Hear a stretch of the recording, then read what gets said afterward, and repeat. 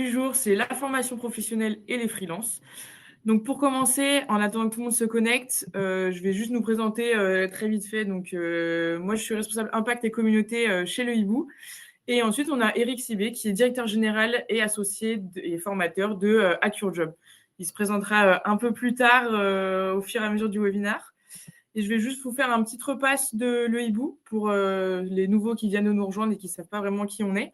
On est une plateforme IT, donc spécialisée du freelancing IT avec intermédiation de services. Donc, on met en relation des freelances IT avec des grands groupes. Aujourd'hui, vous êtes plus de 100 000 freelances inscrits sur notre plateforme. On a fait une croissance de 56% en 2023. Et là, notre objectif de 2024, je n'ai pas encore les chiffres exacts, mais on vise les 120 millions d'euros. Et ensuite, vous pouvez voir en bas tous nos principaux clients. Donc, on a un peu tous les secteurs. Et on est présent partout en France, et à Montréal, et à Bruxelles. On est en train d'ouvrir l'international. Donc voilà, n'hésitez pas à vous inscrire sur la plateforme. Et bon webinaire à tous. Est-ce que, Héloïse, Ah, c'est bon, j'ai la navigation, c'est parfait. Oui. Eh bien, bonjour à tous. Déjà, comme c'est d'usage, hein, je souhaite meilleurs vœux pour cette nouvelle année, hein, aux partenaires Le Hibou ainsi qu'à tous ceux qui sont connectés. On va s'intéresser donc au sujet de la formation. Avant de rentrer dans le vif du sujet, je vais me présenter et je vais vous laisser aussi vous positionner un peu par rapport à un sondage que je viens de lancer pour pouvoir prendre connaissance aussi des petites subtilités par la suite qui sont en lien avec justement votre historique en tant qu'indépendant freelance. Donc, moi, je m'appelle Eric, je suis freelance depuis 2017. Je suis passé par du portage salarial une année avant d'être en EURL. J'ai une posture de formateur, d'auditeur et d'équipier dans les équipes de développement. Donc, je suis développeur principalement Java en termes de background. Et depuis 2021, j'ai rejoint la société Hack Your Job en tant que directeur associé et formateur pour justement soutenir mon activité de formateur dans un cadre un peu plus structuré que tout seul. En fait. Je reviendrai sur Hack Your Job en fin d'intervention pour vous préciser un peu qui on est, comment on travaille et ce qu'on propose en fait. Donc, l'agenda pour aujourd'hui, je vais prendre un peu de temps qui peut pour certains paraître moins intéressant pour reclarifier un peu ce que c'est la formation professionnelle en France, les mécanismes, les acteurs, les noms, sans rentrer trop dans le détail. Donc le support est assez autoportant, je prendrai quelques raccourcis pour pas perdre trop de temps là-dessus, mais je pense que en fonction de votre seniorité, que ce soit en tant que freelance ou en tant que professionnel, il y a des choses que vous avez peut-être captées, d'autres que vous n'avez pas captées dans les années, les 5-6 années qui se sont passées. Et puis ensuite, on va s'intéresser à la partie levier et notamment tout ce qui est cotisation et aide. Donc, comment vous et les salariés, via leur entreprise, via leur RH, peuvent du coup prétendre à des aides pour mener à bien des actions de formation. On verra un volet avantage on verra ce qui en est pour 2025 avec le projet de loi de finances. C'est un peu l'actualité. Enfin, ça a été l'actualité en décembre. On attend que le nouveau gouvernement se remette en place pour voir ce qui en ressort. Et puis, on en profitera pour remettre un élément de communication sur le partenariat entre le Hibou et Hack Your Job pour vous permettre, sur notre catalogue de formation, de pouvoir tirer profit des différents leviers et de pouvoir assister aux formations qu'on propose à date et à venir dans notre catalogue. Donc, on va commencer par la formation professionnelle en France. Donc, déjà, il faut clarifier un peu ce que c'est la formation et la formation professionnelle. On a tous une idée de ce que c'est se former et il y a plein de canaux possibles que j'ai listés ici, formels, informels. C'est bien d'avoir un équilibre entre tout ça, hein. Donc là, mon propos, c'est pas de dire qu'il faut que suivre des formations dites professionnelles. Il faut que chacun puisse justement prendre un peu son équilibre en fonction de son temps, en fonction de son budget, pour actualiser ses connaissances ou acquérir de nouvelles compétences. Donc, dans tout ce que j'ai listé là, rien ne correspond vraiment à un cadre dit de formation professionnelle, à part peut-être la partie e-learning, si tant est qu'on reste en France. C'est-à-dire que des plateformes US ou non françaises vont pouvoir proposer des choses, mais sauf montage parfois un peu audacieux, on va pas pouvoir le faire rentrer dans ce qu'on appelle la formation professionnelle et donc avoir les leviers de financement. Par contre, du coup, quand on rentre dans la partie formation professionnelle, on rentre dans une profession qui est assez réglementée. Donc, il y a une loi qui a été mise en place il y a un paquet d'années. C'est inscrit dans le Code du travail, donc je ne vous fais pas le détail, mais ça a un impact sur l'organisme qui dispense une formation. Alors, je ne sais pas si vous entendez un chat miauler là, mais voilà, c'est son heure. Hein, elle ramène son petit bidou et elle fait son spectacle. Pendant que l'autre, elle est sur mes genoux. Globalement, hein, vous n'êtes pas impacté, mais sachez que quand vous contractualisez, quand vous prenez une formation au sens du coup professionnel, en face de vous, c'est une entreprise qui doit respecter un certain nombre de formalismes vis-à-vis de vous via un contrat qui dépend de si vous êtes particulier ou si vous êtes entreprise. Donc, vous pouvez aussi souscrire à une formation en tant que particulier sans utiliser les fonds de votre entreprise. Ça peut être des conditions. Donc, chez AccureJob, pour la plupart des formations, on propose 50% pour le tarif particulier pour ceux qui n'ont pas les leviers et qui sont en démarrage. Donc, auquel cas, on fait un contrat de formation et pas une convention de formation. C'est des subtilités, mais ça montre que on ne s'improvise pas à organiser des formations, il y a un certain nombre de choses à respecter, et en particulier la comptabilité. Dans tout ce panorama, il y a des instances qui sont là pour surveiller et justement enregistrer les organismes de formation. C'est ce qu'on appelle les DRIETS. Ça dépend de où on est, en Île-de-France, en région, dans les DOM. En tout cas, précédemment, ça s'appelait la Direct.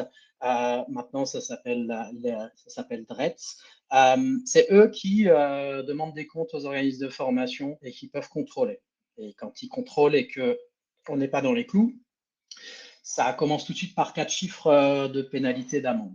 Donc, encore une fois, quelqu'un qui se veut être organisme de formation, puisque c'est la dénomination qu'on va employer, doit respecter un certain nombre de choses. Alors, évidemment, les contrôles, c'est souvent par rapport à des fraudes. Hein. Vous avez sans doute eu des appels ou entendu des histoires de fraude au CPF. On reviendra sur le CPF plus tard.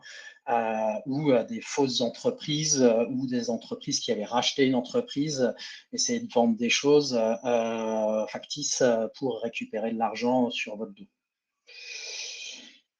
Il y a aussi un acteur qui s'appelle France Compétences qui régule en fait tout ce qui permet d'accéder à des financements un peu particuliers. Donc, c'est lui qui régule des référentiels. Il y a 2 référentiels qui sont connus, le RNCP et le RS. Globalement, c'est quand on va vous parler de financement type CPF, je reviendrai dessus tout à l'heure, ça ne peut être possible que quand la formation fait écho à une certification professionnelle. C'est pour ça que, pour ceux qui l'ont déjà tenté, souvent, on va vous dire « Ah non, ce n'est pas éligible au CPF parce qu'il y a un ticket d'entrée supplémentaire et que n'importe quelle formation ne peut pas, comme ça, être éligible à ce financement. » Ça nécessite, du coup, de se raccrocher à des titres, des certifications déposées. C'est un peu le parcours du combattant. En tout cas, France Compétences régule tout ça. Et puis, évidemment, et ça va plus vous concerner, vous, l'URSSAF, en premier lieu, il est là pour collecter des cotisations. Parce qu'avant que vous puissiez utiliser des leviers, il faut que vous mettiez un peu d'argent quand même dans la cagnotte. Mais vous verrez d'ici la fin de la présentation que le ratio est plutôt intéressant pour vous. en termes d'investissement, hein, vous mettez dans une tirelire une petite pièce et vous en ressortez avec des billets. Donc c'est là où, en tant qu'indépendant, évidemment, hein, parce que c'est pas la même histoire pour les grandes entreprises, vous avez un ROI vachement intéressant par rapport à la contribution. Cette contribution, cette cotisation, elle est obligatoire. Donc il n'y a pas de question de est-ce que je cotise ou pas, c'est obligatoire et je vous mettrai vous aurez les montants tout à l'heure. Et une fois que tout ça s'est collecté, l'argent est réparti dans d'autres entités qui sont les OPCO et les FAF, qui globalement sont ceux qui vont vous attribuer des enveloppes de financement sur dossier. Donc ces OPCO et FAF, ils dépendent, il y en a un certain nombre, on verra tout à l'heure sur une slide dédiée. Elles sont constituées selon différents critères, et notamment les branches professionnelles. Voilà, on ne mélange pas forcément les gens qui travaillent dans le développement informatique, par exemple, avec les gens qui travaillent dans les banques. Et les règles d'attribution, les budgets peuvent du coup différer d'une entité OPCO-FAF à l'autre, et même au sein d'un OPCO-FAF, s'il y a plusieurs branches qui sont couvertes, les budgets peuvent différer. Tout ça, c'est accessible publiquement, il faut juste avoir les bons repères, et évidemment, que vous preniez une formation ou pas avec AccureJob en tant que partenaire, on sera toujours disponible pour vous éclairer là-dessus par les canaux d'usage avec le hibou. On a une question de Philippe qui demande quid des formations à distance via des organismes francophones mais pas localisés en France? Alors, ça, c'est une bonne question. En fait, s'il n'est pas localisé en France, il ne va pas répondre aux critères que je vais détailler tout à l'heure de certification, sauf s'il fait la démarche, hein, parce que a priori, c'est possible pour une société étrangère, mais du coup, il faudra quand même respecter ce critère-là que je vais détailler tout à l'heure. En tout état de cause, sans financement, c'est parfaitement possible de suivre une formation à distance ou même avec un déplacement à l'étranger, hein, si on parle de la Suisse, de la Belgique. Et d'un point de vue comptable et d'un point de vue fiscal, les charges vont pouvoir être déductibles. La question, si je vois un temps en avance par rapport au teasing qu'on a fait, c'est évidemment, est-ce qu'on peut avoir des leviers pour diminuer la facture sur ce type de formation, sous la même condition, a priori pour moi, hein, que celle que je vais énoncer tout à l'heure. Trop bien, merci. Sachant que il y a aussi selon les financeurs, hein, on va appeler ça les financeurs maintenant, les OPCO et les FAF, selon les financeurs, il peut y avoir des enveloppes qui diffèrent entre les modalités présentielles, distancielles, synchrones, distancielles asynchrones, qu'on va appeler l'e-learning. Forcément, ce n'est pas forcément les mêmes niveaux de prise en charge, et ça peut rentrer dans l'équation par rapport à votre décision d'allouer, vous, le reste à charge, donc ce que vous allez débourser à côté. Mais on va avoir un exemple concret, au moins pour un cas de figure par la suite. Donc, globalement, je ne vous fais pas l'historique, mais avant, ça s'appelait les OPCA. Depuis quelques années, 2018, ça a été réparti en OPCO et FAF. Ce qu'il faut retenir, au-delà des chiffres, c'est que les OPCO, ça concerne les salariés et les assimilés salariés. Donc, c'est l'occasion aussi de se poser la question maintenant. Vous allez voir un deuxième sondage arriver, c'est votre statut, parce que vous allez voir que en fonction du statut, vous allez avoir des choses différentes. Alors bon, entre SASU et URL, on aurait dû splitter, mais c'est pas très grave. Ça permet quand même d'avoir un premier niveau. Effectivement, quand vous êtes assimilé salarié, vous allez relever d'un OPCO. Quand vous êtes gérant TNS, vous allez relever d'un FAF. Donc, il faudra que vous puissiez, en fonction de cette information, bien identifier votre financeur, et dans les chiffres que j'ai présentés tout à l'heure, qui vont être périmés parce que 2024, mais j'ai sous les yeux déjà les éléments pour 2025, j'ai juste pas actualisé la diapo. Vous allez voir aussi si vous êtes bien logé ou pas. Parce que du coup, il y a forcément des inégalités qui sont liées à votre statut par rapport à vous êtes chez l'un ou chez l'autre. Donc, Très, très succinctement, pour revenir sur cette partie certification, aujourd'hui, c'est un levier qui est un peu la poudre aux yeux pour le commun des mortels. C'est de se dire, ah bah tiens, j'ai mon CPF et j'aimerais financer une formation avec mon CPF sans avoir à débourser d'argent. Et donc, d'un point de vue de mon côté, organisme de formation, pour pouvoir vous proposer une formation qui est éligible, il faut que je rentre dans ce système de certification ou que je m'accroche à un certificateur qui me dit, OK, tu as le droit de vendre ta formation qui répond à ma certification, mais tu vas me verser des royalties. Hein, faut pas, voilà, c'est business. Et du coup, tu vas avoir tes prospects clients qui vont pouvoir passer par ce canal de financement. Et s'ils ont assez d'argent sur leur budget, leur enveloppe, ne rien payer, si ce n'est un reste à charge que je vous détaillerai tout à l'heure. Donc, globalement, pour que vous compreniez, c'est un gros investissement pour un organisme de formation. C'est pour ça que les gros, évidemment, sont avantagés parce que vous voyez juste un peu les chiffres.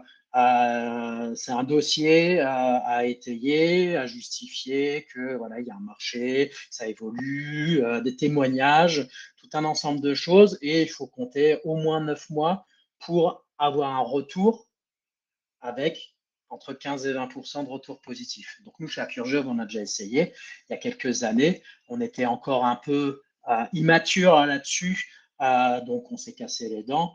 Là, on se posera la question sur 2025 si on tente un truc, mais globalement, si on n'a pas de ROI, c'est-à-dire suffisamment de masse de gens intéressés par la formation, c'est pas forcément intéressant pour l'organisme de formation de dépenser 3 4 000 euros pour construire un tel dossier.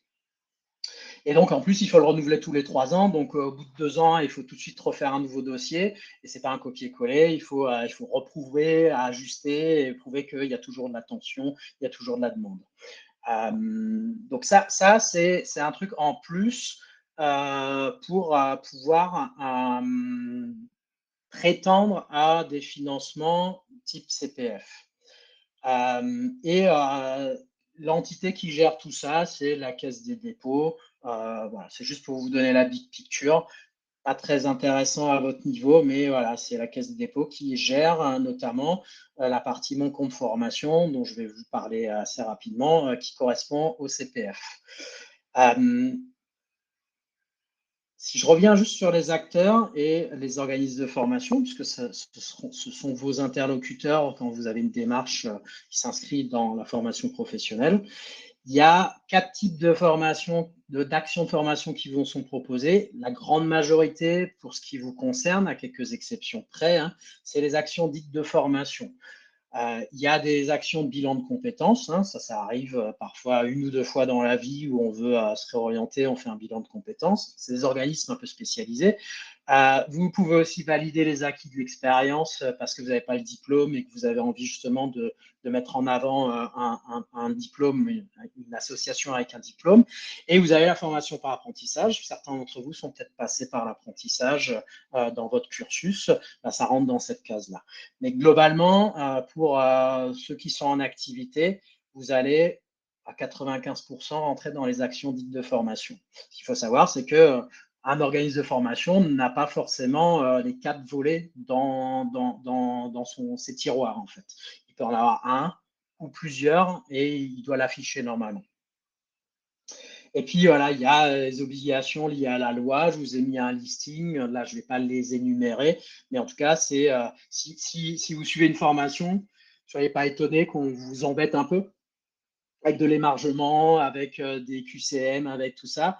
C'est que c'est une obligation pour l'organisme pour justement prouver que la démarche a été mise en œuvre et que pouvoir vous proposer un bilan, c'est-à-dire est-ce que vous avez acquis les compétences ou non selon les X jours passés et votre évaluation d'entrée en formation. Donc, on a parfois des clients qui nous disent oh, vous nous envoyez pas mal de QCM, là, ça a l'air redondant, etc., etc.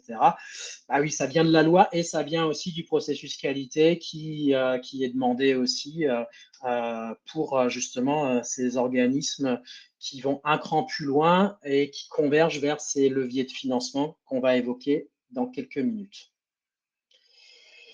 Donc justement, pour distinguer un organisme de formation d'un autre, dans le temps, il y a eu la mise en place de référentiels de qualité. Par le passé, on pouvait, en tant qu'organisme de formation, être data-docké, donc être visible dans le Datadoc. Ça s'est éteint en 2021. C'était du coup une initiative par un groupement de financeurs et c'était assez simple, il suffisait juste de déclarer qu'on faisait bien les choses. Il n'y avait pas de contrôle, il n'y avait pas de renouvellement. Et c'était la clé de voûte pour justement pouvoir proposer à ses clients, à ses prospects, des formations éligibles au financement par les fameux OPCA, maintenant OPCO FAF. Depuis 2022, ça a été remplacé. Donc, il y a eu une toute petite phase de transition. Et maintenant, on parle de Calliope. Alors, il y en a qui disent que c'est un label.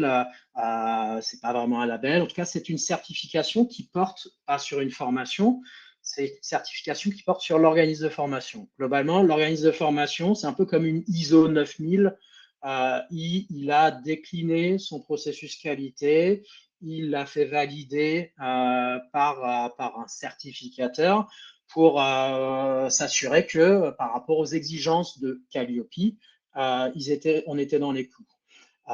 Donc ça, c'est à la genèse. Et puis après, c'est tous les 18 mois, on fait coucou avec le certificateur qui nous demande des comptes. Et au bout de 3 ans, on a un renouvellement. Nous, on l'a fait en début octobre. Et là, on se fait un peu bousculer parce qu'il faut faire la preuve qu'on a bien fait les choses et qu'on coche toutes les cases, y compris sur des détails parfois qui nous paraissent un peu tirés par les cheveux. Mais voilà, ça c'est le côté qualité.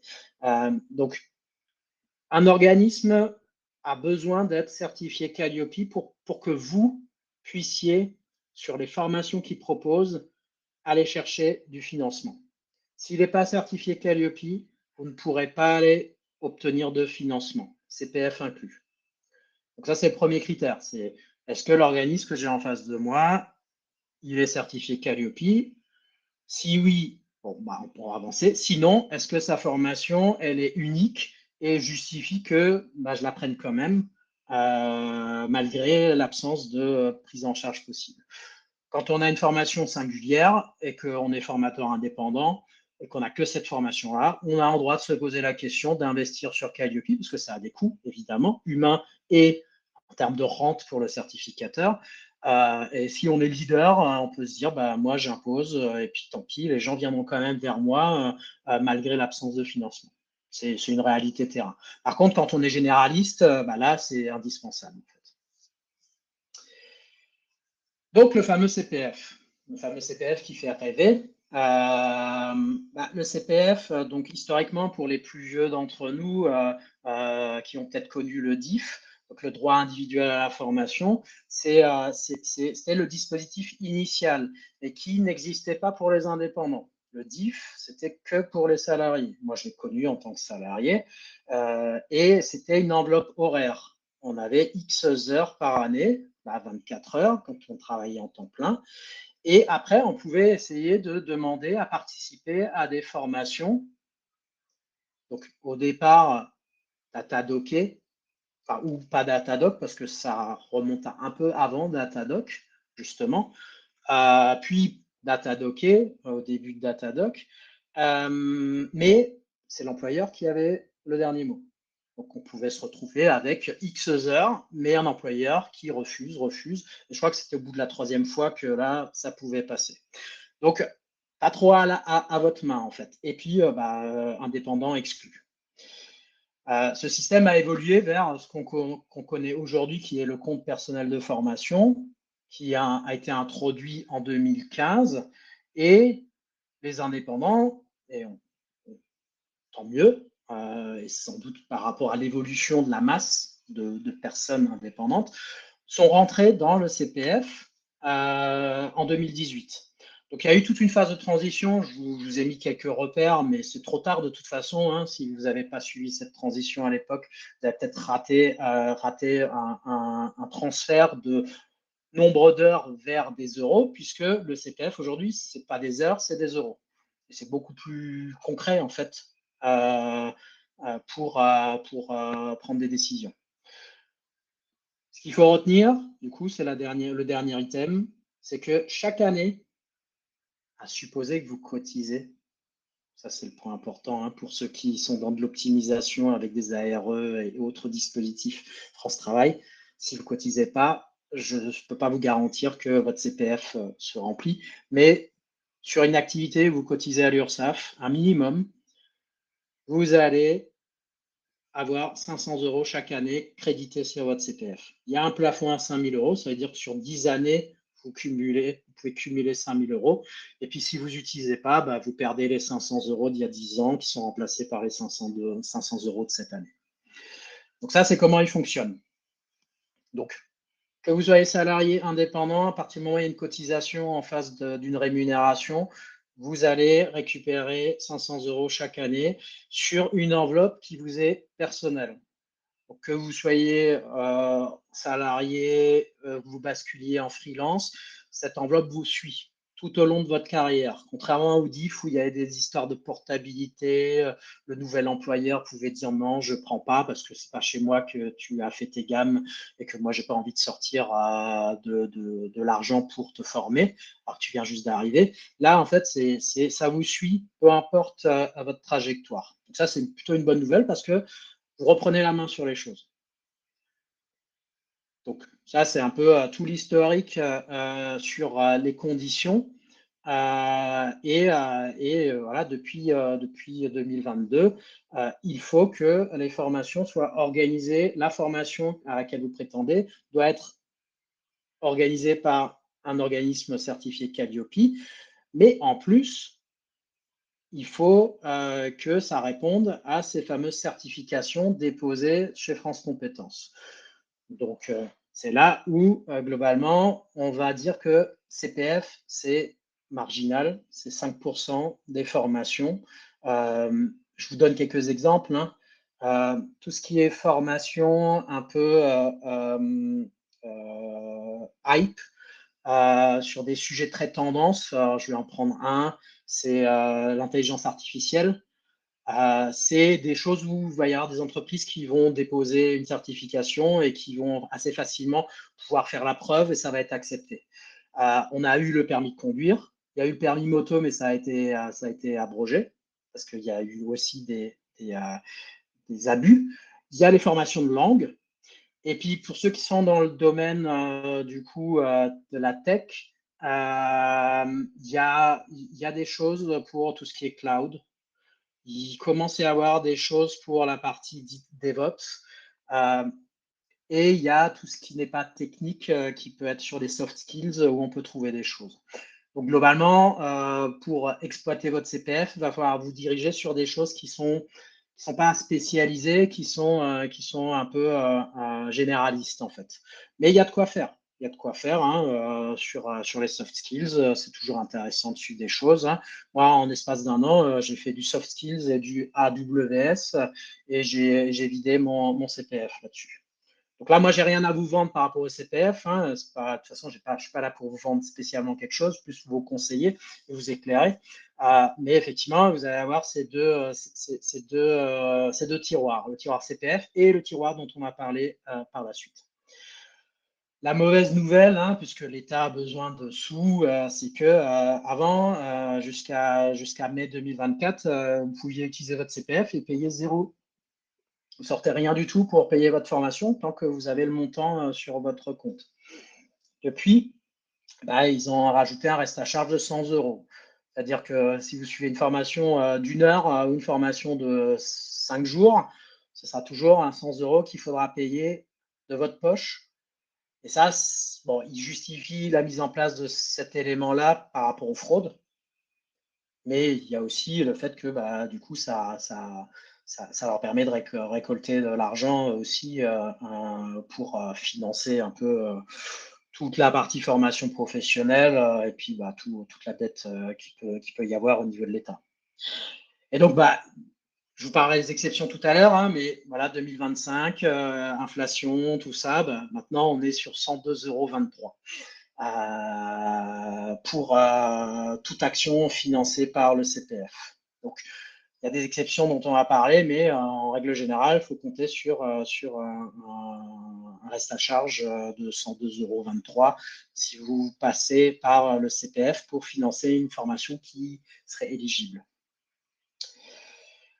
Donc voilà, le reste, c'est des détails de vocabulaire qui peuvent vous servir dans les échanges avec les différentes parties prenantes. Mais globalement, pour le CPF, je crois que j'ai une slide tout à l'heure rapidement. Vous passez par un site dédié et vous avancez pas d'argent au-delà de votre reste à charge. Donc c'est assez efficace. Et vous avez même un délai de rétractation, puisque du coup, c'est comme si vous aviez pris la formation à titre personnel.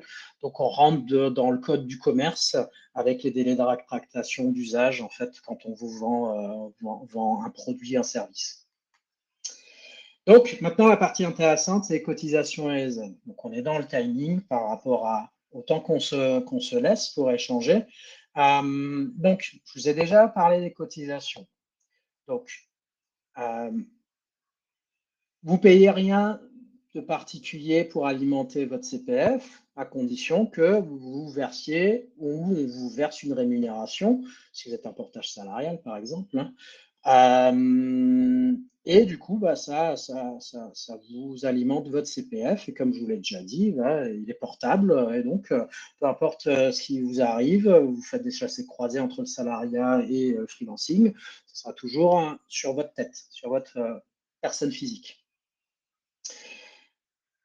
Les autres cotisations, c'est ce qu'on appelle la contribution à la formation professionnelle. Alors, c'est un peu télescopage en termes d'acronyme parce que vous avez le CPF et vous avez la CFP.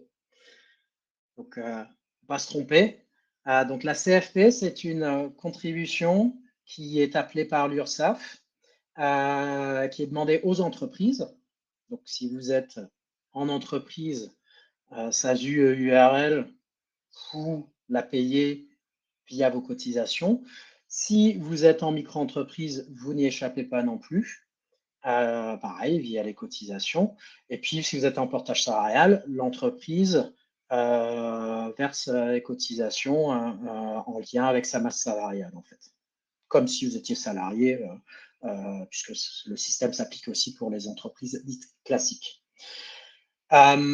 Et l'URSSAF collecte ça depuis maintenant quelques années. Avant, c'était un peu moins bien organisé. Et il reverse, comme je vous ai dit, il reverse aux différents organismes en fonction des populations. Donc, les OPCO et FAF qui représentent une grosse branche, ils vont avoir plus de budget redistribué par l'URSSAF que les autres.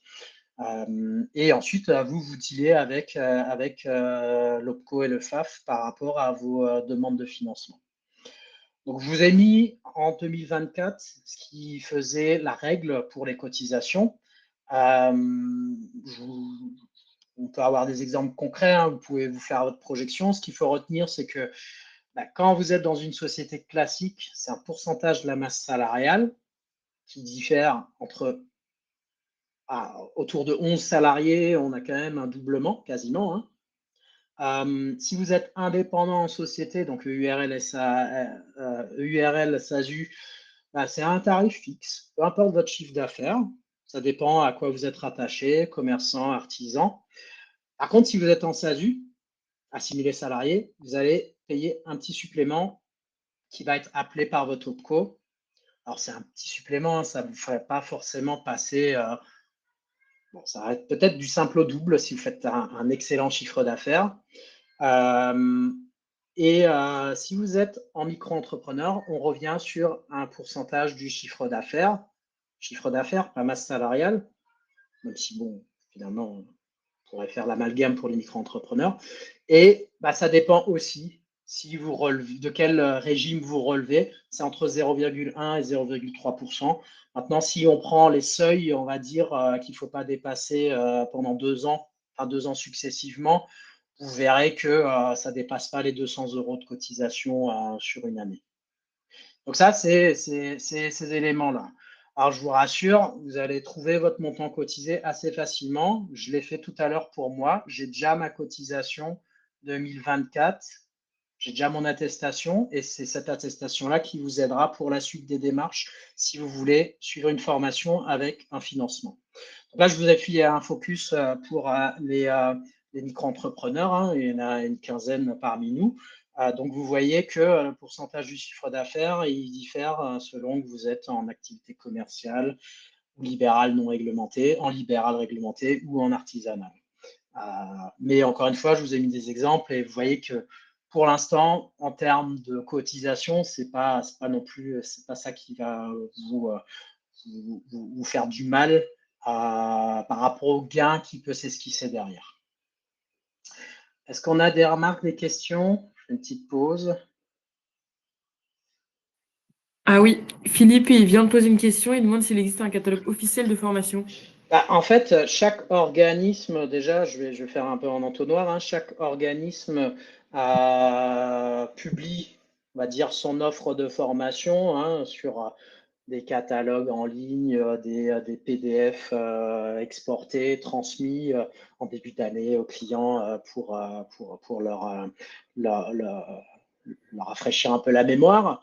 Vous avez des sites commerciaux qui font la prospection pour les organismes contre rémunération. Donc, quand vous faites des recherches, vous allez, j'ai vu la question d'Étienne, quand vous faites des recherches, vous allez peut-être tomber sur des sites qui sont un peu génériques. Je vais vous en donner un, maformation.fr. Et si vous allez cliquer, renseigner votre numéro de téléphone, votre email, valider le SMS qui vous est envoyé, l'organisme qui est derrière, dont vous n'avez que le nom, après si vous êtes malin, vous faites une recherche Google avec le nom, reçoit un mail et une facture pour une remontée de lead, peu importe ce qui se passe derrière. Donc voilà, il y a des sociétés qui essayent de gagner en référencement pour vous montrer des formations et attirer votre regard et vous rediriger vers les organismes. Donc c'est une forme de catalogue déguisé. Maintenant, si je cible la partie financement par les leviers qu'on a identifiés qui sont en premier niveau Calliope et en deuxième niveau CPF, puisque CPF nécessite Calliope, mais nécessite aussi une certification. Vous avez des référentiels en ligne.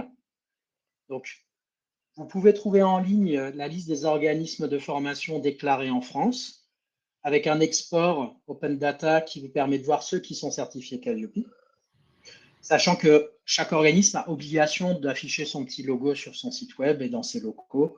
Donc, c'est un complément. Mais du coup, si vous voulez une information claire, vous pouvez trouver ça là. Et je crois que Papers inclut aussi cette information désormais. Et sur la partie CPF, quand vous allez aller sur l'espace dédié pour voir si vous pouvez utiliser votre compte CPF, toutes les recherches que vous allez faire vont se faire sur un corpus de formations qui sont réputés éligibles. Donc, c'est le conseil que je vous donnerais, c'est d'aller déjà vous connecter, regarder combien vous avez et faire vos recherches avec le mot-clé et voir ce qui ressort. Donc, c'est un catalogue qui, du coup, est cohérent avec ça. Si ça apparaît, c'est que c'est finançable. Il n'y a pas de question à se poser. Par contre, méfiez-vous peut-être des sociétés qui, du coup, affichent finançable CPF sur leur site parce que, du coup, il faut peut-être vérifier.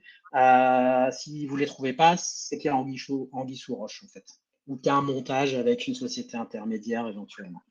Maintenant, si vous cherchez plus loin, vous allez trouver dans le registre spécifique, le RS et le RNCP, vous allez trouver la liste des certifications déposées, qui l'a déposée et qui est habilité à la donner. Donc ça, c'est vraiment quand vous êtes dans la recherche, c'est plutôt moi pour une recherche concurrentielle qui va utiliser ça plus que vous en termes de bénéficiaires.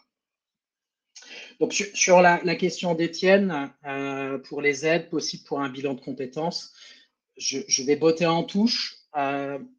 Oui, il en existe. Oui, ça dépend de est-ce qu'on est chez l'OPCO Atlas, est-ce qu'on est chez le FAF AGFIS. Donc, ça va dépendre de chez qui on est. Et ensuite, ça va dépendre de sa politique. Donc, c'est ça va dépendre de sa grille, en fait. Donc, là, je n'ai pas de réponse stricte. Oui, il existe des aides. Oui, les dossiers sont examinés, c'est-à-dire que n'obtient pas les aides celui qui dépose un dossier comme ça. Et le montant, les modalités vont dépendre de la cotisation précédente, évidemment, à l'URSSAF. Hein. Si vous n'avez pas cotisé, c'est compliqué. Et ensuite de la politique de votre financeur, en fait. Mais oui, ça fait partie des volets qui sont possibles. Hein. On pourrait regarder chez un des financeurs. J'ai regardé tout à l'heure chez la GFIS, qui en est un. On a bien ce volet-là, qui est un volet à part. Dans ce que je vais évoquer par la suite, on va parler de ce qu'on appelle le PDC, le plan de développement des compétences. Ça, c'est le volet classique, en fait. Je veux développer mes compétences de base. Par contre, on a d'autres volets qui peuvent être justement le bilan de compétences et d'autres choses pour lesquels on peut trouver des budgets spécifiques en plus auprès du financeur. Donc, c'est vraiment des choses distinctes. Donc là, effectivement, sur mon propos, je me concentre sur le plan de développement de compétences en priorité parce que c'est ce qui représente le plus de cas de figure. Comme nous, on ne fait pas de bilan de compétences, évidemment, je ne rentre pas plus dans le détail, mais on peut, il y a des financements possibles. Alors, je prends juste une dernière question, après j'avance et on garde les questions pour la fin. La question de Romuald sur un freelance peut-il faire une formation en alternance? En fait, aujourd'hui, le marché de la formation par alternance, c'est plutôt sur des cas d'école d'ingénieurs, cursus, du coup, dit par alternance. Soit vous êtes dans une trajectoire classique, donc vous n'avez pas encore travaillé. Donc, voilà, quand vous êtes par exemple un bachelor, pour arriver en troisième année, c'est là où il peut y avoir une alternance. Et quand vous faites un master en alternance, vous êtes en alternance les 2 années, bac+4, bac+5. La condition n'est pas tellement liée au fait que vous soyez freelance ou pas. J'ai donné des cours dans une école d'ingénieurs et il y a un paquet d'étudiants plus ou moins assidus qui sont déjà monté leur micro-entreprise en fait et qui font un peu de freelancing sur le côté. Pour répondre sans rentrer trop dans le détail, oui, vous pouvez faire une formation en alternance, mais du coup, pas en tant que freelance vis-à-vis de la société qui vous accueille, mais en tant que salarié. Ça ne vous empêche pas, sur le principe, sauf s'il y a des conditions dans le contrat, d'avoir une activité à côté de freelance résiduel le soir, le week-end, hein, puisque normalement, vous êtes temps plein entre l'école et l'entreprise qui vous accueille, mais c'est parfaitement possible si vous avez envie de suivre un master pendant 2 années, tout en ayant un peu d'argent généré sur une micro-entreprise et d'être payé évidemment par l'employeur en fait. Et du coup, on rentre dans le système de l'alternance. Alors, je ne suis pas très à jour parce que là aussi, c'est un peu matraqué hein, sur 2025. Hein, et, ça baisse un peu. Mais le principe de l'alternance, c'est que globalement, vous ne payez rien. C'est l'entreprise qui vous accueille. Encore une fois, peu importe que vous vous avez 30 ans et que vous repreniez des études tout en ayant une petite activité freelance à côté. L'entreprise qui vous accueille, elle paye votre scolarité, elle vous paye un salaire, c'est pas mirobolant, hein, c'est un peu comme un stagiaire, un alternant, hein, et elle va aller justement, elle, chercher les financements auprès de son OPCO. Donc vous voyez, on boucle un peu la boucle sur ce cas particulier. Et c'est un système un peu pervers parce que du coup, moi, j'ai eu en face de moi des étudiants qui payent rien et qui sont là, les mains dans les poches, alors qu'il y en a d'autres dans des écoles où ils ne sont pas encore en alternance, par exemple, où là, ils payent des frais de scolarité plus ou moins élevés selon l'école. Et là, ils sont un peu plus focus sur le ROI de leur investissement. Mais voilà, en définitive, on peut reprendre une alternance à 40 ans mais on ne peut pas facturer la société qui nous prend en alternance en tant que freelance en percevoir un salaire. Donc, je poursuis et on prendra les dernières questions sur la fin. Oui. Donc, la fameuse CFP, parce que il faut bien que vous sachiez où vous vous situez, ce que vous avez cotisé, et ensuite, de fil, enfin, par conséquence, à quoi vous pouvez prétendre. Et que vous soyez du coup en EURL, en SASU ou en micro, sur votre espace URSAF, donc il y a juste l'URL qui change, vous pouvez aller chercher l'attestation qui s'appelle l'attestation de CFP. Elle est à côté de votre attestation de vigilance pour les entreprises et votre attestation de CSG-CRDS. Tout à l'heure, je l'ai fait pour moi. J'ai bien eu mon attestation pour toute l'année 2024. Donc, c'est le premier point, c'est de savoir auprès de qui vous avez cotisé. Là, sur mon exemple, vous voyez que c'est AGFIS et combien vous avez cotisé. Donc, c'est une capture d'écran qui date moi, j'ai cotisé à l'époque 103 euros. Aujourd'hui, ce serait 126 sur celle que j'ai téléchargée au titre de l'année. Et le montant peut avoir son importance si vous avez fait une année partielle.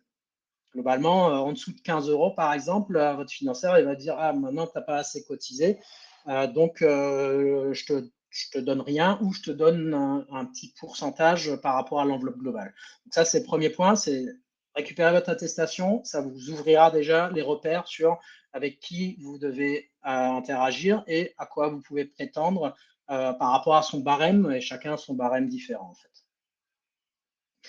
Donc, encore une fois, là, le compte personnel de formation, c'est facile à actionner, mais le champ d'action, champ d'application est limité. Il faut savoir que selon les OPCO et les FAF, les fameux 100 euros, 102 euros et des centimes, vous pouvez aussi faire compléter ça par votre entreprise si vous êtes en entreprise en tant qu'indépendant.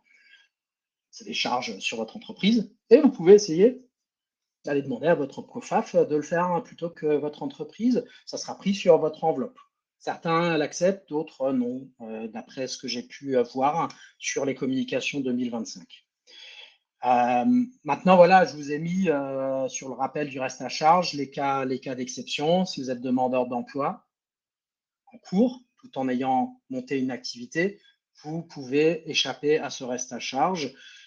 Et les autres cas de figure, je vous les ai évoqués. Alors, une petite parenthèse pour ceux qui sont en portage salarial, je n'ai pas de retour d'expérience, mais je ne suis pas très optimiste pour ceux qui sont en portage salarial parce que la société qui vous fait votre montage, elle ne va pas forcément vouloir mettre des sous pour vous financer une formation, sauf si elle l'a prévu de façon un peu différenciante dans son offre.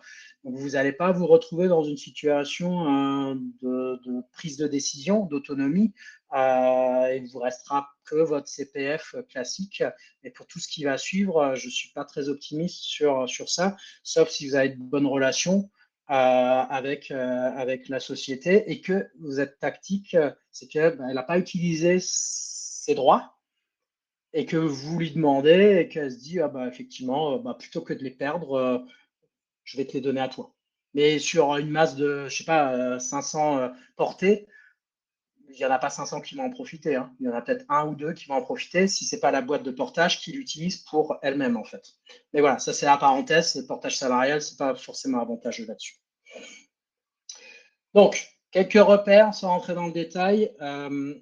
Peu importe que votre exercice fiscal il s'arrête au 31 décembre ou à une autre date, tout ce qui est lié au financement sollicité sous forme d'aide auprès des OPCO-FAF, c'est sur une année civile. Donc l'attestation, voilà, c'est pour ça qu'elle est disponible depuis peu pour toute l'année 2024. Et du coup, vous pouvez l'utiliser jusqu'au 31 décembre 2025.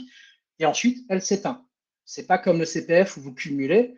À la fin de chaque année civile, on réinitialise. Si vous n'avez pas utilisé votre budget, il est perdu.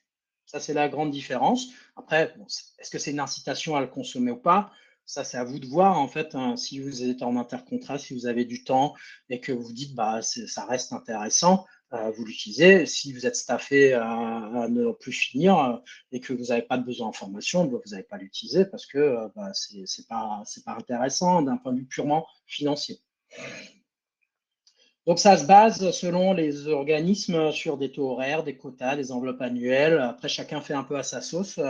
Même si ça a tendance à se simplifier maintenant, on est sur un quota d'enveloppe annuelle et sur un taux horaire, en fait, en général. Donc, la sollicitation de l'aide, bah, il n'y a pas grand-chose de nouveau par rapport à ce que j'ai dit. Il faut que l'organisme de formation soit identifié pour justement montrer qu'il est Calliope. Donc, il faut l'identifier avec son numéro, éventuellement son attestation, si vraiment ils sont pointilleux et ils ne sont pas capables de la trouver par eux-mêmes. Et après, il faut un devis, un minimum un devis ou une convention. En général, on s'arrête au devis parce que moi, quand j'ai un prospect, il me dit, moi, je prends la formation si je peux avoir le financement. Si je n'ai pas le financement, je vais me poser la question. Je ne fais pas signer une convention qui est engageante, mais s'il peut annuler selon un certain délai, si on n'est pas trop proche de l'action de formation. Mais un devis, normalement, ça suffit. Donc, il suffit de demander un devis pour ensuite creuser la faisabilité. Et après, il ne faut pas s'y prendre trop tard non plus parce que les organismes de financement, ils vont prendre un peu de temps, hein, c'est un peu de bureaucratie, ça peut être des antennes régionales, et ils vont vous dire si vous arrivez un peu trop tard, ils vont vous jeter. Si vous n'avez pas les bons arguments et un dossier déjà tout bien avec tous les justificatifs, il y a votre pièce d'identité aussi en général qu'il faut fournir, et la fameuse attestation URSSAF qui prouve que vous avez cotisé. En tout cas, ce qui est sûr, c'est que si vous demandez après la formation, c'est mort. Vous ne pouvez pas demander une aide après avoir suivi la formation. Ça, c'est pas possible. Vous n'allez pas l'obtenir. Donc voilà, les conditions, vous avez compris. Si vous n'avez pas cotisé, vous n'y avez pas droit. Il faudra attendre une année de plus pour les néo-freelance. Et sinon, l'organisme de formation doit vous fournir les justificatifs post-action de formation, feuille d'émargement, etc. Tout ça qui prouve que la formation a bien eu lieu. Et ensuite, en fonction de l'organisme qui vous prend en charge, vous allez soit avancer l'argent, ils vont vous rembourser, soit c'est eux-mêmes qui vont payer la partie qu'ils prennent en charge. Donc, vous n'avez pas besoin d'avancer, c'est plutôt cool parce que c'est l'organisme de formation qui facture directement l'OPCO et vous, il facture sur le restant s'il y a un restant. Donc, j'avance juste avec un exemple. Alors, les chiffres ne sont plus bons parce qu'on est passé en 2025 et qu'il y a eu des ajustements, mais sur l'idée. Donc là, j'ai pris l'OPCO Atlas et les deux FAF qui concernent le monde du développement logiciel, du conseil en informatique. Et j'ai simulé une formation à 2 000 € hors taxe de 3 jours, parce que le prix a son importance, la durée a son importance. Et je vous ai fait un comparatif entre du coup les différents financeurs et qu'on soit en présentiel ou en distanciel. Bon, c'est faux, je ne l'ai pas corrigé. Mais en tout cas, il y a des différences qui apparaissent en 2025 entre le présentiel et le distanciel, notamment sur la GFIS. Donc, je vous communiquerai un tableau actualisé quand tout le monde aura clarifié un peu ces barèmes. Mais vous voyez que si vous êtes au FIFPL, vous avez une petite enveloppe avec 250 € par jour de formation mobilisable. Alors que si vous êtes chez Atlas, même si l'enveloppe diminue en 2025, vous pouviez, sur cet exemple-là, avec l'enveloppe de 2 500 €, vous pouviez financer 100% des 3 jours de formation et avoir un reste à charge de 0. La GFIS, ils font des choses un peu plus subtiles avec une indemnité supplémentaire. Il y a même une indemnité si vous vous déplacez. Vous avez un petit quota de quelques euros par heure de formation. Mais voilà, en fonction de chez qui vous êtes, vous allez pouvoir avoir un ratio de financement avec un reste à charge différent et une enveloppe. Si je prends l'exemple de la GFIS, l'enveloppe est maintenue à 3 000 € cette année. Vous avez une enveloppe conséquente. Par contre, elle ne vous permet pas de financer sans reste à charge une seule formation. Globalement, ça vous incite à suivre 2-3 formations et à chaque fois de rajouter un peu de la poche de votre entreprise pour consommer les 3 000 €. Donc ça, après, voilà, c'est le modèle de chacun, hein, parce qu'effectivement, pour trouver une formation de 3 jours à 735 plus 168 €, il faut se lever un peu tôt, il faut que ce soit un truc un peu à prix cassé. Ce qui peut arriver, on en reparlera peut-être dans le partenariat par rapport au levier qu'on peut avoir pour réunir des freelances sur une formation 100% le hibou ou ce genre de choses, où là, on peut casser les prix, contrairement à un schéma classique. Mais voilà, donc ce tableau-là, je vous le réactualiserai et je le posterai ou ça vous sera envoyé par mail dès que j'aurai pu valider ce qui relève du dernier financeur qui n'a pas encore complètement tout publié. Mais ça vous donne déjà des premiers repères. Le point important, vous allez cotiser pour maximum 200 euros. Vous pouvez bénéficier d'enveloppes de minimum 1000 euros. Avec évidemment un reste à charge qui va vous challenger sur le fait que vous avez envie de dépenser de l'argent ou pas. Mais voilà ce qui peut être intéressant en termes de ROI par rapport à ce que vous avez cotisé. Je fais très rapidement sur le dernier avantage parce qu'il est complètement en suspens. Il ne concerne pas les micro-entrepreneurs, je suis désolé pour vous, et peut-être qu'il ne concernera plus personne du tout dans quelques semaines, mois. C'est ce qu'on appelle le crédit d'impôt formation du dirigeant. Ce crédit d'impôt, en fait, il est alimenté avec le nombre d'heures que votre entreprise aura financé. Donc, on enlève le CPF, on enlève évidemment les formations gratuites, ce serait un peu facile, et on prend les attestations de formation que vous avez sur l'année civile et votre comptable, si vous avez un comptable, va s'en occuper et il va faire la bonne déclaration dans le bon formulaire en ligne et vous allez pouvoir, dans la limite de 40 heures, pouvoir récupérer un crédit d'impôt. Sur les 3 dernières années, ce crédit d'impôt, il était doublé pour les petites entreprises, donc pour les indépendants, avec des règles sur le chiffre d'affaires, le nombre de salariés, et ce qui pouvait permettre l'année dernière, donc 2024, pour l'imposition cette année, de compenser jusqu'à 6 144 euros de bénéfices. Autrement dit, si vous avez rempli 40 heures de formation sans avoir utilisé CPF, en ayant vraiment payé vous-même avec les aides, hein, ça c'est pas exclu, vous pouvez, sur une SASU par exemple, ou une URL, vous laisser 6 144 euros de bénéfices et vous n'aurez pas d'IS à payer parce que ça va être complètement compensé par le crédit d'impôt. Donc ça, c'est vachement intéressant. Ça rajoute un peu d'intérêt de suivre une formation. Maintenant, dans le projet de loi de finances, mi-décembre, il y a eu d'un seul coup quelqu'un qui a eu la formidable idée de dire ça favorise les grandes entreprises, alors que ce n'est pas du tout le cas, et demander à la fin du dispositif complet. C'est-à-dire que là, en 2025, on n'avait plus le doublement, sauf reconduction. Et là, potentiellement, selon les décisions du nouveau gouvernement, est-ce qu'il passe on pourrait ne plus avoir du tout ce crédit d'impôt, ce qui serait assez pénalisant finalement, parce que c'est quand même une partie intéressante pour ceux qui sont en société.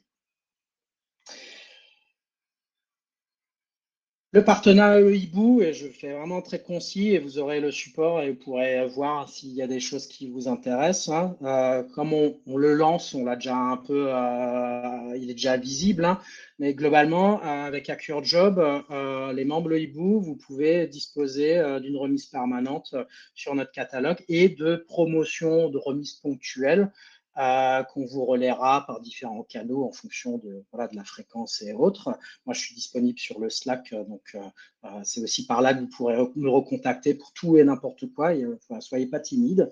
On vous offre aussi tout ce qui est gestion du dossier de financement. On fait ça pour vous. Même s'il on va vous inventer votre pièce d'identité, on va pas signer à votre place, mais vous pouvez nous déléguer tout ça et ça c'est offert dans le cadre du partenariat. Sinon, en général, on le facture pour un modique somme de 50 euros et ça fait gagner du temps. On a des témoignages clients hein, qui se disent pour ça, moi, je m'occupe de rien, je fournis juste les documents et l'organisme s'en occupe et moi, je continue à faire mon boulot. C'est exactement la question de Philippe, la dernière question de Philippe qui demande s'il n'y a pas des personnes ou des organismes justement qui peuvent aider à monter tous les dossiers administratifs. Alors moi, je peux aider en tant que AccureJob, même si c'est pas AccureJob qui propose la formation. C'est pas formalisé, mais voilà. Hein, du coup, on pourrait fournir ce service-là avec notre connaissance. Le montant, ça serait peut-être pas 50 euros du coup parce que c'est pas AccureJob derrière qu'on valorise, mais moi, j'ai pas connaissance de sociétés qui traitent les freelances là-dessus. C'est peut-être une niche. Il faut voir aussi à quel point les gens sont convaincus par la valeur ajoutée de ça, hein, en fait. Quand on l'a fait une première fois, en tout cas, tous nos clients pour lesquels on s'en est occupé, avant qu'on le vende à un tarif forfaitaire, ils étaient convaincus que ça allait laisser, ça leur enlever une charge mentale, en fait. On peut me contacter là-dessus, hein, on peut toujours voir, hein, que ce soit pour la première, juste un conseil, et puis après voir si on facture quelque chose. Moi, j'ai tendance à dire, mon message ici, si vous voulez garder une chose de l'intervention, c'est prenez conscience de vos droits et vos responsabilités en termes de cotisation. Et abusez-en parce que à la fin de l'année, de toute façon, vous perdez les choses et vous avez un véritable gain possible par rapport à votre statut si vous étiez en salarié. Parce que voilà, une société de 10 personnes chez Lopco Atlas, elle a la même enveloppe que vous en tant que président de SASU, sans autres salariés dans votre entreprise. Vous, c'est 100% pour vous. La société avec 10 personnes, elle va devoir répartir la petite enveloppe de 1000 euros sur les 10 personnes et faire des choix. Donc, vous avez vraiment une capacité à vous former chaque année avec une enveloppe et peut-être un reste à charge en fonction de votre financeur.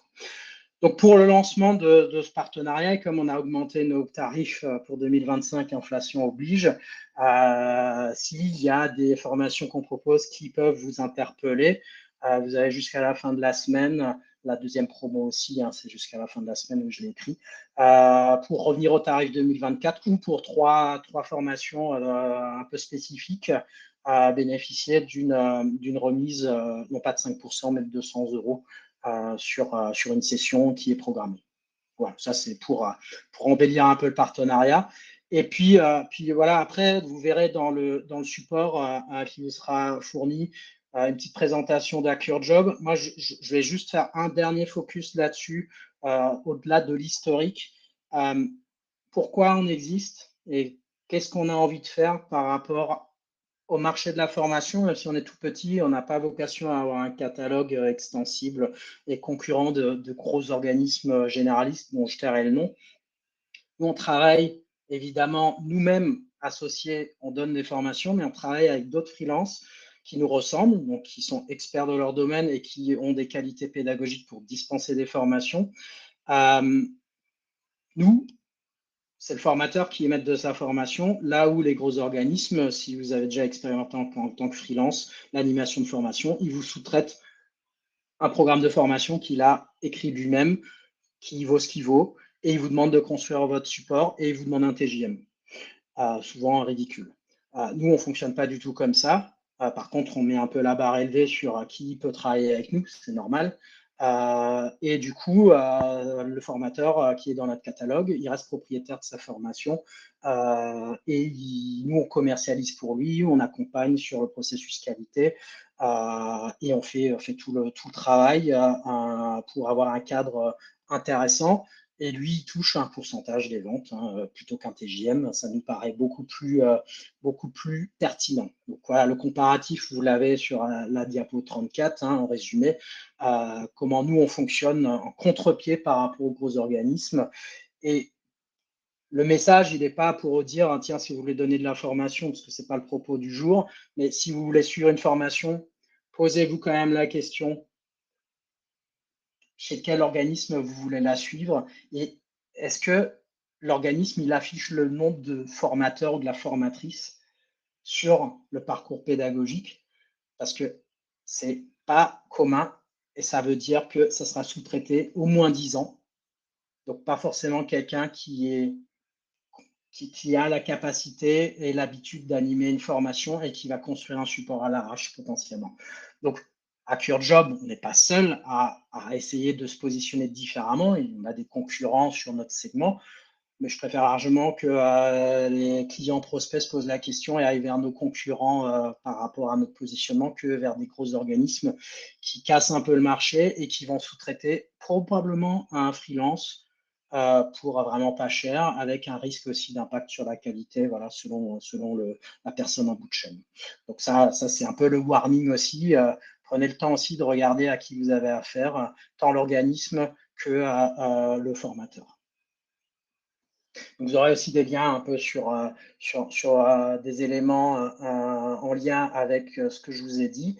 Et si là on déborde, mais moi je suis disponible encore pour traiter les dernières questions. Héloïse, tu as peut-être un point quand même à partager pour ceux qui vont nous quitter par rapport au dernier sondage et l'enquête? Oui, oui, dans tous les cas, on va vous envoyer enfin, le replay du webinaire avec les slides, comme ça vous pourrez les avoir et les consulter quand vous voulez. J'ai juste une question à vous poser concernant plus l'horaire des webinaires qu'on vous propose. On a fait un sondage où certains d'entre vous ont répondu justement un peu sur votre vie de freelance et comment est-ce que les Blue peuvent vous accompagner. Et on voulait savoir si, au niveau des webinaires, l'horaire midi 13h, c'était quelque chose qui était bien pour vous ou pas. Donc, n'hésitez pas à répondre dans le sondage. Et dans tous les cas, on va vous envoyer dans le replay un petit questionnaire pour noter le webinaire, savoir ce qui vous a plu et comment est-ce qu'on peut améliorer ce webinaire. Et donc, on vous reposera la question là-dedans. Mais bon, pour l'instant, j'ai l'impression que tout le monde dit que l'horaire vous convient bien. Donc tant mieux. Mais voilà, si vous avez des questions, on peut encore y répondre, bien entendu. Donc là, je vois que Philippe, il a partagé un retour d'expérience sur le portage Oui. salarial. Donc, tant mieux ouais, après, si c'est pris sur le chiffre d'affaires, il n'y a pas d'aide en fait. Mais voilà, au moins elle bloque pas par rapport au fait que c'est pris sur le chiffre d'affaires et que c'est pas pris en perso. On n'est pas dans une logique de devoir se verser une rémunération pour pouvoir à titre perso. Donc oui, elle favorise, mais c'est la moindre des choses, je trouve. Mais en tout cas, elles ne font pas bénéficier du levier OPCO, par exemple. Enfin, ça reste rare et de toute façon, ils n'auraient pas beaucoup de choses à proposer. Il y avait une question, alors je pense qu'on y a répondu pour John. Comment utiliser l'épargne CPF et CFP quand j'ai trouvé la formation de mes rêves? Effectivement, dans l'ordre, on va regarder si c'est au CPF. Donc, on va se connecter sur mon compte formation. Le lien, il est sur la dernière diapo là. Voilà, c'est une identification France Connect. Si elle est dedans, super. Si elle n'est pas dedans, on va devoir faire les démarches pour accoster avec l'entreprise qui dispense la formation. Si elle n'est pas Calliope, on n'a pas de levier. Si elle est Calliope, on va prendre son attestation CFP URSSAF et on va faire un petit mail ou remplir le formulaire en ligne de son FAF ou de son OPCO avec un devis et la CFP pour lui demander un premier avis. Et voilà, ce sera positif ou négatif avec le montant pris en charge. Et après, on décide. Donc, c'est à peu près comme ça que ça se passe. Et comme ça a été dit, effectivement, nous, on peut accompagner dans les démarches pour ceux qui sont un peu perdus, même si ce n'est pas chez nous. Moi, c'est un sujet que je maîtrise très, très bien maintenant. Évidemment, il peut y avoir des cas particuliers. Si on n'est pas dans les 3 que j'ai cités, je vais découvrir un peu les modalités, mais c'est pas globalement très différent en fait. Donc Philippe avait un petit témoignage sur un retour d'expérience, du coup sur la concurrence, on va dire. Effectivement, après, c'est un peu comme la tendance du moment où on entend plein de gens qui disent on va quitter la France parce qu'on est trop taxé, etc. Je ne suis pas hyper positif si on se positionne sur une concurrence par rapport à des formations étrangères issues d'universités. C'est un peu le levier que j'ai cité au tout début. Il y a une période, moi j'ai connu la période Coursera, les plateformes MOOC, des apprentissages en ligne, on pouvait gratuitement ou un peu plus tard avec un moindre coût suivre des cours en ligne.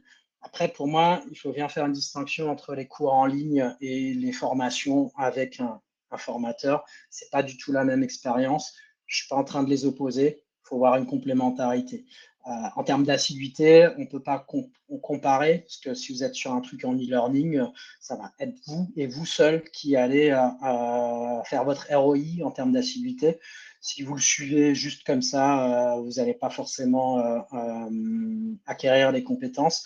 Au même titre que si vous suivez une formation classique, mais que vous n'avez pas un contexte pour la mettre à profit à court terme, vous allez vite oublier les choses. Donc, ça dépend des opportunités que vous voyez. Je ne me hasarderai pas à faire une comparaison, mais malheureusement, l'État français, les réglementations ne vont pas forcément aider à faire émerger les pépites, des formations, on va dire pépites, en fait, là-dessus.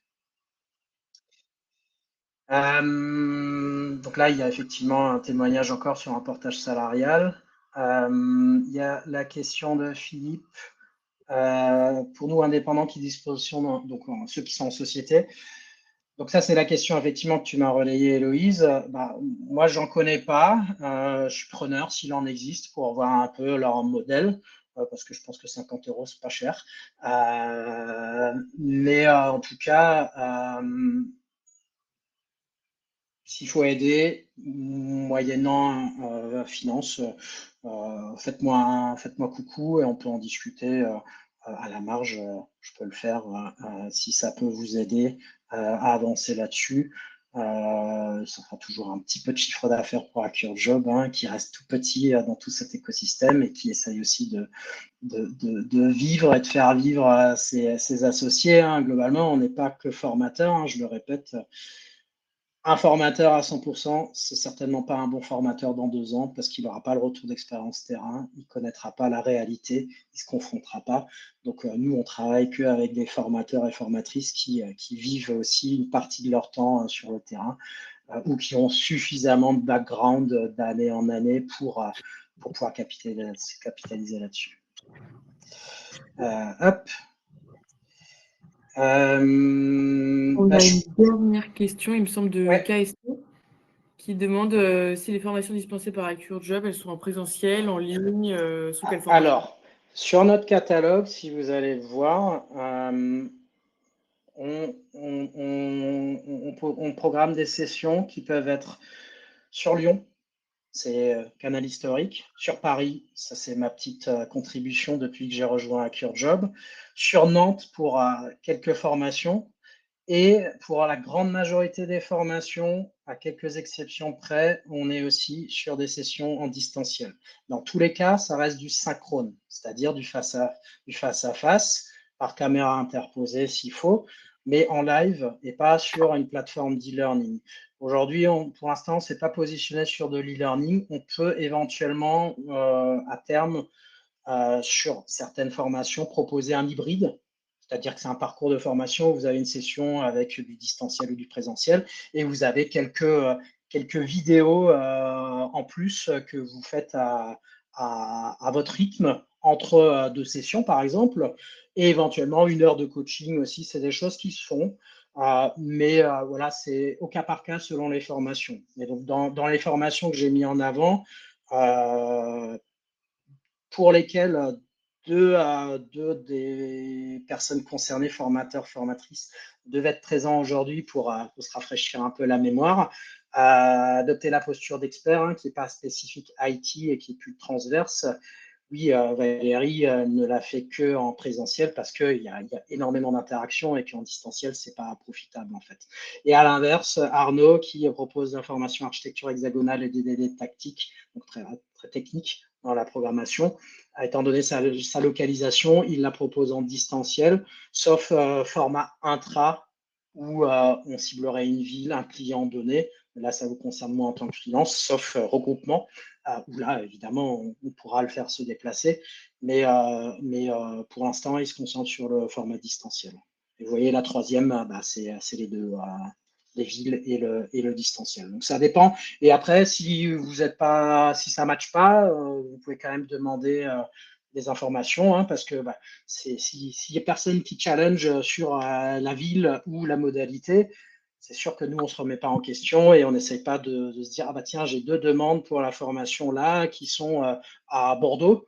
Peut-être que ça vaut le coup d'essayer de trouver des prospects pour concrétiser les choses.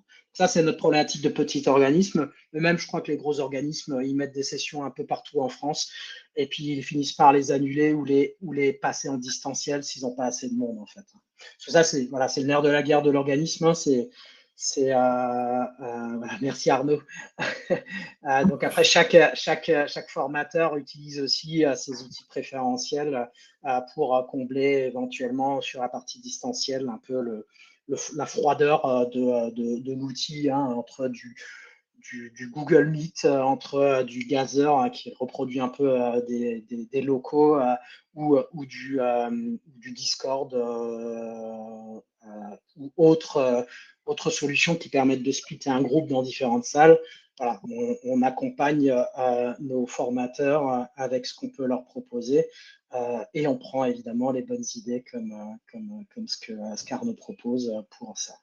Et donc, pour la dernière question, là, non, nous, on n'est pas positionné sur l'IA, mais comme j'ai dit, si vous avez un formateur indépendant qui vous paraît intéressant, ou pas formateur, mais qui vous paraît de bonne composition, on peut aider à ce que les choses se fassent, au sens où, aujourd'hui, sur le côté Calliope, il n'y a pas encore de transitivité, c'est-à-dire qu'Arnaud, là, ici présent, qui travaille avec nous, vous pouvez suivre sa formation en direct, hein. Du coup, je n'ai pas de scrupule à dire ça.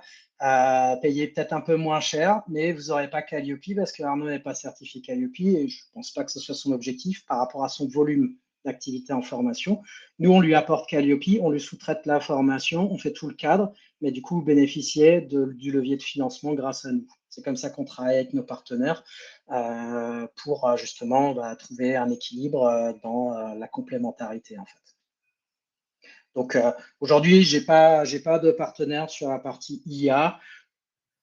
Je connais des gens, plutôt sur le no-code d'ailleurs, mais voilà, après, encore une fois, notre objectif à CureJob, là, c'est la petite parenthèse. On n'est pas là pour truster le marché, hein, on est là pour historiquement valoriser nos savoir-faire, nos compétences, renforcer notre catalogue, les bonnes personnes, et puis prendre les sujets au fil de l'eau pour proposer la meilleure qualité de formation. Donc, n'hésitez pas non plus si vous avez des idées, des besoins, soit je mets en relation avec un confrère, soit effectivement on se pose la question de rendre les choses concrètes. J'ai eu un sujet fin 2024 sur de la formation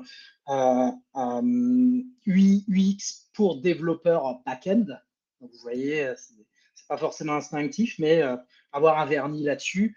Je vais reprendre ce sujet-là parce que j'avais trois prospects freelance qui étaient intéressés. Et du coup, ça nous permettait d'aller essayer de trouver le bon formateur et de monter ça et que chacun puisse avoir son levier de financement grâce à notre cadre qualité du fait de la réglementation qui l'impose, en fait.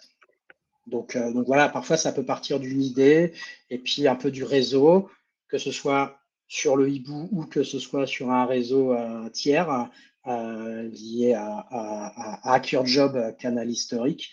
Ça peut donner des initiatives qui peuvent rendre les choses intéressantes. Donc ça, on en reparlera peut-être au cours de l'année en fonction de l'intérêt que vous portez à la chose. Ok, merci beaucoup Eric. Peut-être que pour les prochaines questions, on peut les prendre plus tard en dehors du webinaire, parce que là, Oui. je pense que Oui, bien sûr. on Mais commence bon, à c'est avoir bien. ça. Merci pour les questions. Ça prouve que du coup, il y a à la fois sur la partie, on va dire, mécanisme et sur la partie concrète, qu'est-ce qu'on propose nous.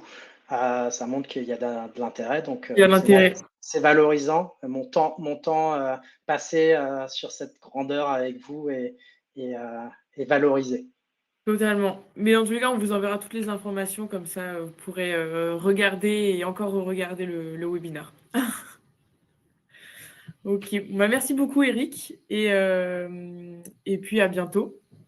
Merci à vous tous. Trop bien, génial. Bon Et après-midi. bon après-midi, au revoir. Au revoir.